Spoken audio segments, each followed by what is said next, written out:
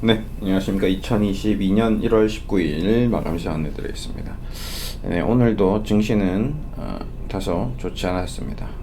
거래소 시장, 코스닥 시장 연일 하락이 이어지고 있네요. 1월달 들어서 거의 양봉이 눈에 보이지 않을 정도로 계속 하락하고 있습니다.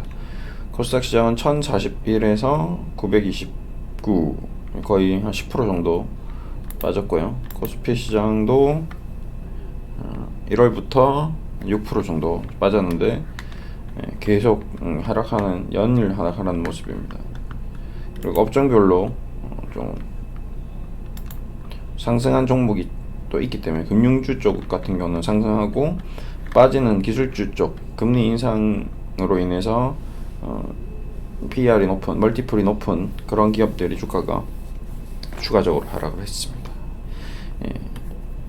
카카오와 셀트리온 그룹, 이 양대 그룹의 어떤 움직임이 가장 눈에 띄게 크게 하락을 했습니다. 카카오 그룹은 계속 하락을 해서 이제 카카오는 9만원대, 한 11만원대부터 빠지기 시작해서 9만원대까지 단기적으로 좀 빠졌죠. 카카오뱅크도 거의 이제 56% 고점 대비 상장되고 반등이 나왔으나 전저점이 붕괴되면서 굉장히 큰 폭으로 하락을 하고 있습니다. 그렇죠? 카카오페이 마찬가지입니다. 카카오 마찬가지입니다. 지지선 다 무너졌죠. 이제 지지선이 저항선으로 바뀌었습니다. 이제 반면 셀트리온은 이제 반등을 하다가 분식회계 이슈가 나오면서 또 이제 급락을 했습니다. 단독 보도, 엄청난 뭔가 어마어마한 일이 생길 것 같이 새벽 6시에 경향신문에서 보도를 했으나 증선이는 상장, 이번 안건에서 상장을 연기했습니다. 그러면 경향신문은 도대체 어떤 그 보도에 대해서 책임을 질까요? 아무런 책임지지 않습니다. 그렇죠?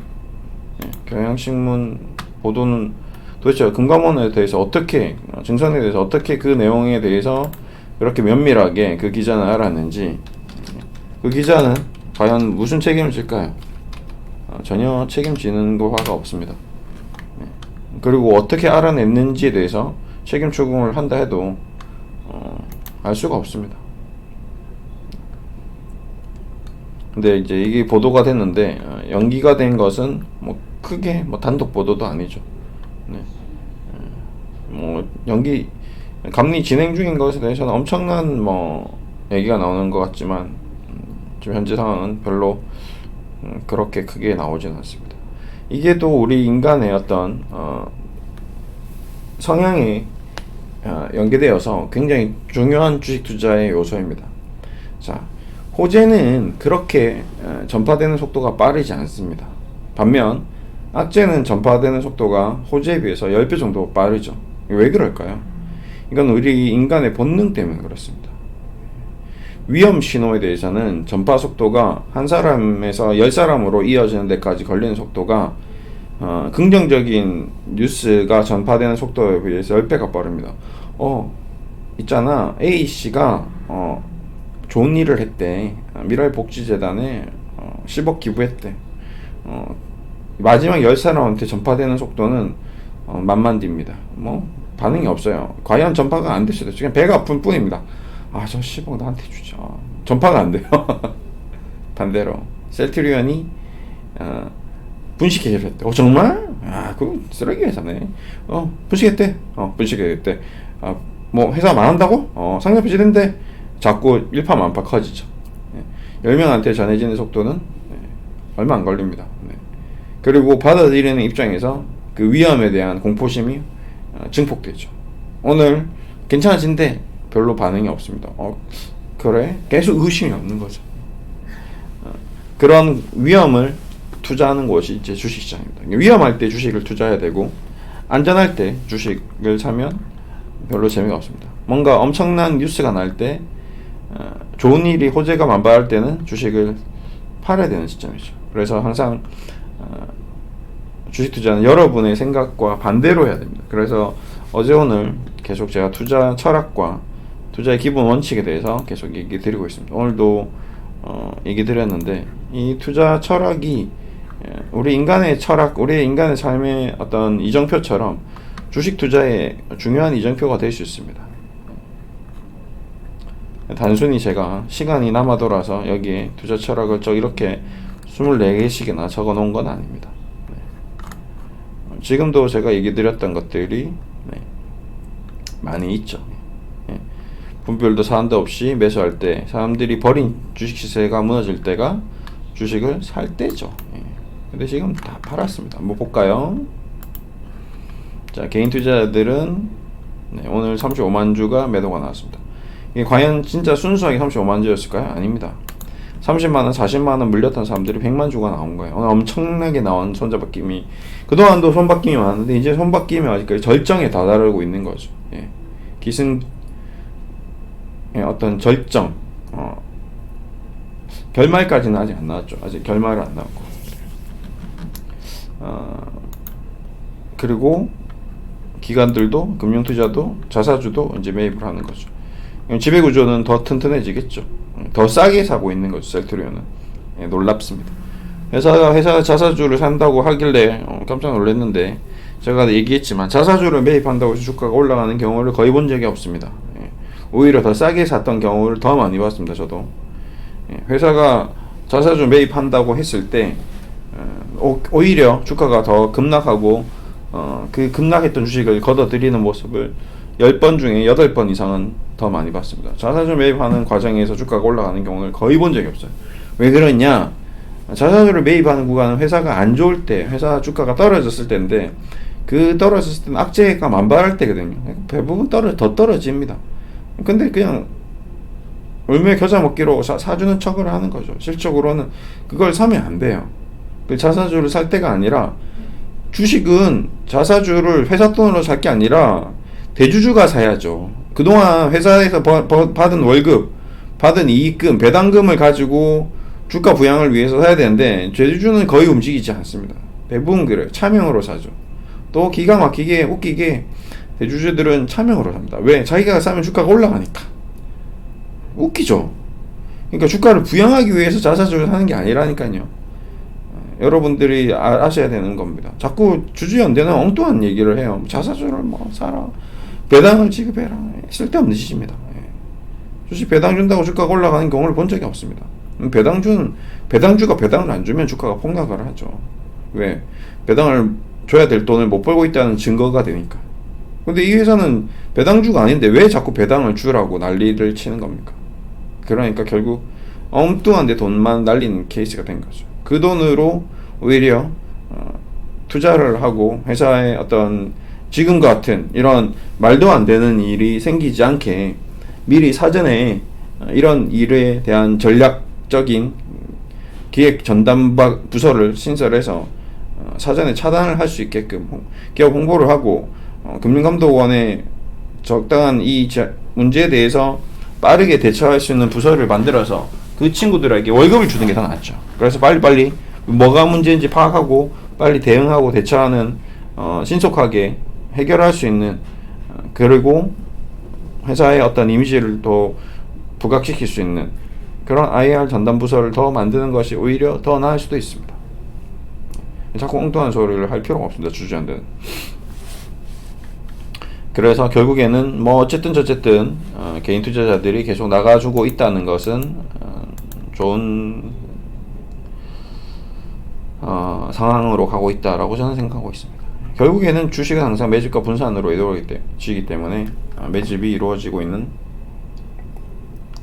과정의 일환이다. 단, 늘 얘기 드리지만 지난번에도 제가 한번 방송에서 이 얘기를 했습니다. 저희가 자문을 하고 있다. 근데 지금 반등이 나오지만 지금도 또 앞으로 어떻게 될지 모른다. 당분간은 이 2세 경영이 이루어지기 전까지, 지분이 어느 정도 쌓이기 전까지 시간이 오래 걸릴 수도 있다. 신용 절대 하면 안 된다. 앞으로 어떻게 될지 모른다. 또 여기서 또 횡보할 수도 있다. 그렇기 때문에 추가 매수나 현재 상황에서 어떻게 할지는 면밀하게 검토를 한 뒤에 비중을 늘릴 필요가 있다. 무턱대고 그냥 미친듯이 사버리면 안 된다라는 얘기를 계속 드리고 있습니다. 예. 팔라는 얘기는 아니고요. 그냥 현재 상태를 유지하면서 상황을 잘 면밀히 검토하고 이 모든 것들이 악재들이 다 걷어졌을 때 오히려 샀을 때 미들 리스크 미들 리턴이 오히려 더 좋을 수가 있다 라는 얘기를 좀 드렸습니다. 그래서 향후 투자 전략은 무리하게 양상 밤에 두 발 쫙 뻗고 잠들 수 있는 정도로 투자를 하시면 됩니다. 지금 잠이 안 오시고 간밤에 너무 무서워서 아침에 손절매 다 하신 분들은 얼마나 또 마음이 아프겠나요. 30만원 40만원 샀는데 도저히 못 참는 거죠. 오늘 거래 정지되면 어떻게 될까. 장 열리자마자 급락 출발해 15만 5천 출발해 끝났네. 오늘 거래 정지다. 다 손절했어요. 근데 다 팔자마자 7% 올라가는 겁니다. 미치고 팔짝 뛰죠. 못 삽니다. 지켜보는 거죠. 내일 또 장 열리자마자 갭 상승해 10% 올라가. 어떻게 할 거예요? 끝난 거죠, 그 사람은. 예, 셀트리온 다시는 쳐다볼 수 없습니다. 근데 한 달 지나고 두 달 지나고 세 달 지났는데 25만원, 30만원, 40만원 되면 이제 주식시장에서 완전히 떠나게 되는 거죠. 예, 그런 시장, 그렇게 된다는 게 아니라 그런 사례가 너무 많았었습니다. 가장 단편적으로 HLB가 그랬다고 제가 계속 얘기 드리고 있습니다. HLB는 그렇게 됐었고 제가 그렇게 잠을 해서 그렇게 다 수익 매도를 해서 지금 다시 떨어졌다라고 수차례 계속 얘기 드리고 있습니다. 얘는 더 심하죠. 얘는 리버스 LR립이 뭐 그때 당시에 뭐 전혀 가능성이 없는 논문을 가지고 했다고 해서 거의 뭐 반토막 나고 폭락하고 그 다음에 권리락. 근데 왜 권리락 이렇게 다 바뀌었죠. 예. 무상증자하고 나서 이거를 이렇게 표시하면 이해하기가 좀 힘든데 이렇게 하면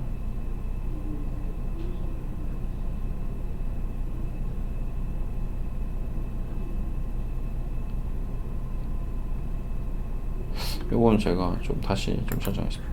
이게 권리락된 거를 이렇게 표시를 해버리면 진짜 주가가 폭락한 같이 보이죠.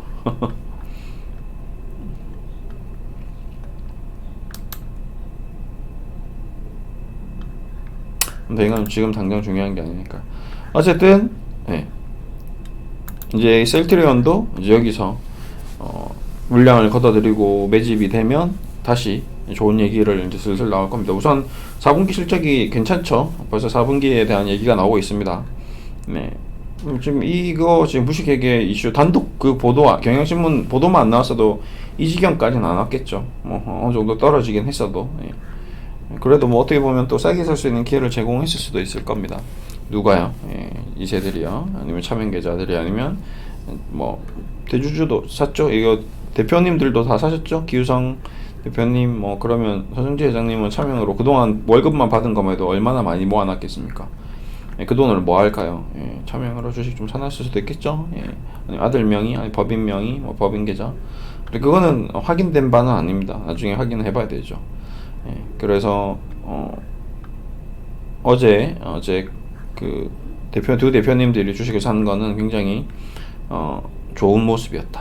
다른 기업들 대비해서는 굉장히 클린했다라는 게 저희 개인적인 생각입니다. 그런 부분은 굉장히 좋았던 것 같아요. 다른 기업에 비해서는 좋았습니다. 그러니까 자사주를 살 게 아니라 이런 대표님들이 계속 주식을 사주는 게 훨씬 더 눈에 띄게 회사에 대해서 모럴 해저들을 벗어나는, 지금 뭐 대주주가 주식을 팔아짓기는 이 카카오에 비하면 훨씬 더 좋은 기업이라는 거를 반증할 수 있는 거기 때문에 저는 이런 부분은 좋았습니다. 어쨌든 셀트리온이 조금 다행히 살아나고 있다. 다시 외국인 기관 셀트리온 헬스케어도 외국인 기관 순매수가 좀 들어왔고요. 연기금은 뭐 일단 전체적으로 기본적으로 맥락이 지금 국내 주식은 줄이는 분위기입니다. 연기금이 계속 좀 빠져나가고 있다는 거는 기정사실인 것 같고요. 기업을 떠나서 어떤 기업이든 지금 전체적으로 좀 빠져나가는 모습입니다. 그 다음에 좀 좋았던 부분은 오늘 셀트리온이 공매도가 거의 안 나왔다. 이 부분은 좀 좋았습니다. 반등이 나오는데 공매도를 안 하네. 다행이다. 여기서 반등이 나오는데 또 공매로 친다. 그러면 아주 더 끌고 나가려나? 공매도 셀트리온 여기서도 더 밀어붙일 충분한 악재들이 아직 더 있나? 라고 생각했는데 다행히 오늘 쇼커버가 좀 들어왔을 거라고 좀 판단됩니다. 근데 이게 계속 더 들어와주면 너무 좋겠죠. 그동안 엄청나게 쳤던 이제 쇼커버의 어떤 정점을 오늘 찍고 어떤 공매도의 정점을 찍고 이제 쇼커버가 계속 들어와주는 그런 국면으로 가준다면 그러면 조금 시장 대비해서 좀 반등이 나올지 않겠는가라는 생각을 가지고 있습니다. 네. 오늘 뭐 이렇게 좀 정리를 하겠습니다. 네. 계속 여기 우리 주식 투자 철학을 꼼꼼히 한번 잘 읽어보시고 계속 힘들지만 주식 공부를 하시면 좋을 것 같습니다. 네. 이 단어 하나하나가 가지는 의미가 굉장히 정말 중요합니다. 네. 나는 그저 돈이 땅에 떨어질 때까지 기다릴 뿐이다. 구석에 앉아 돈이 땅에 떨어질 때까지 그저 몸을 굽혀 돈을 줄 뿐이다. 그냥 기다리라는 거죠. 항상 현금을 가지고 있어라는 얘기. 두 가지 제가 늘 주식 시장에서 얘기하는 그 모든 내용이 여기 다 있습니다. 네. 기다려라. 그리고 현금을 확보해놔라. 그리고 땅이 떨어질 때까지 또 기다려라. 그리고 땅이 떨어지면 그것을 주어라. 근데 그 죽는 것도 쉽지는 않습니다. 그렇죠? 어떤 주식을 주어야 될지, 좋은 기업, 그렇죠? 언제 주어야 될지, 어떻게 주어야 될지, 분할 매수, 그렇죠? 천천히 한 번에 다 죽지 말고 조금씩 주어라. 더 떨어질 수 있으니까. 돈 땅이 더 떨어질 수도 있으니까, 그렇죠? 예, 그리고 하나만 줍지 마라. 예, 달러만 줍지 마라. 원화도 줍고, 예, 주식도 뭐 셀트리온도 줍고, 뭐 그다음에 삼성전자도 줍고, 은행도 줍고, 여러 가지 주식을 주어라. 그러니까 단순히 이 문장 하나, 이 철학 하나에 모든 것이 다 녹아 있다라는 얘기지. 이대로 할 수 있다면 정말 최고 우수가 되는 거죠. 그래서 이 모든 것들을 차근차근 잘 지켜보면서 거의 뭐 한 몇 가지죠? 34가지에 대해서 깊이 한번 고민을 해보시면 좋을 것 같습니다. 감사합니다.